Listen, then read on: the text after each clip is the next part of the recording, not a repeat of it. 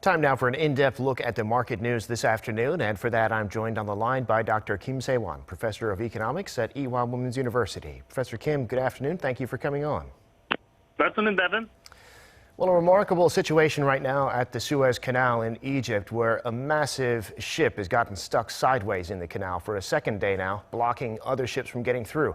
Suez, of course, is so important to international trade. So tell us about what the effect will be on global trade the longer it is until the ship is out of there. Suez Canal is blocked by a huge container ship, and it causes huge traffic jam around the canal. As of now, more than 100 ships that carry oil, computer chips, and so on are waiting to transit the canal.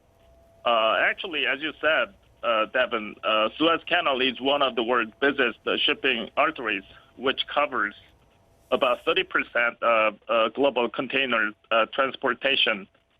So this blocking all traffic in Suez Canal can cause a serious problem in global trading if it continues for another week.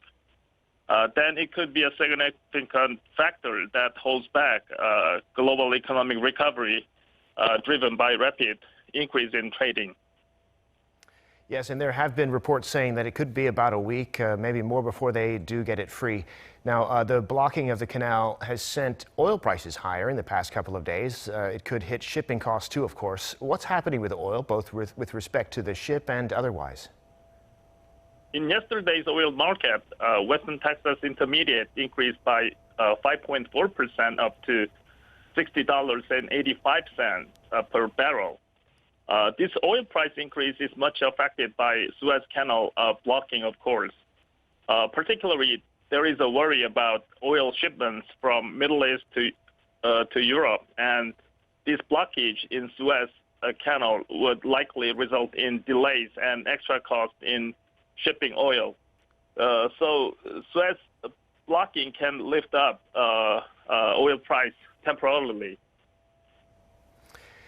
And now, looking at the markets, stocks on Wall Street were down a bit overnight. They'd started out higher as the Fed Chair Jerome Powell and Treasury Secretary Yellen testified to Congress over a Zoom call. But in the end, the decline was led by tech, including a big hit to Tesla for a drop of 2% on the Nasdaq. What's the story in the global markets?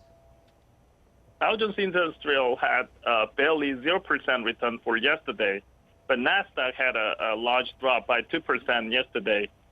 The decline in Nasdaq was led by tech stocks like Apple and Tesla, which dropped more than 2% and 4% respectively.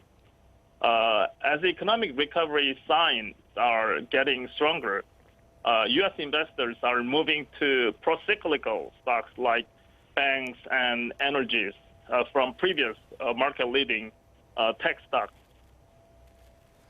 And despite that pronounced decline in U.S. tech shares, the Korean markets were a little higher today. Retail investors continuing to buy. Tell us about the local markets. Even with drops in U.S. market yesterday, domestic market is saved by individual investors for today. Foreign investors sold stocks heavily, but domestic individual investors bought stocks 220 billion won in Kospi and 54 billion won in Kosdaq. Kospi gained by 0.4%, and Kosdaq also gained by 0.1% today. And from today, Professor, a law takes effect in Korea to prevent the use of cryptocurrencies for money laundering. The crypto exchanges will have to give regulators verified data on their customers and their transactions. That's going to be a burden that some of the smaller exchanges can't handle. So what do you think the effect will be on these businesses and the crypto market in general?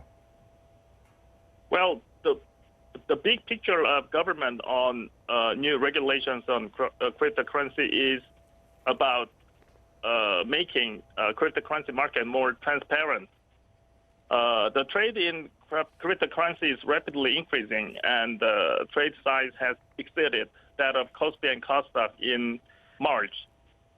In these circumstances, a financial supervisory service decided to implement amendments to specified financial transaction information from today.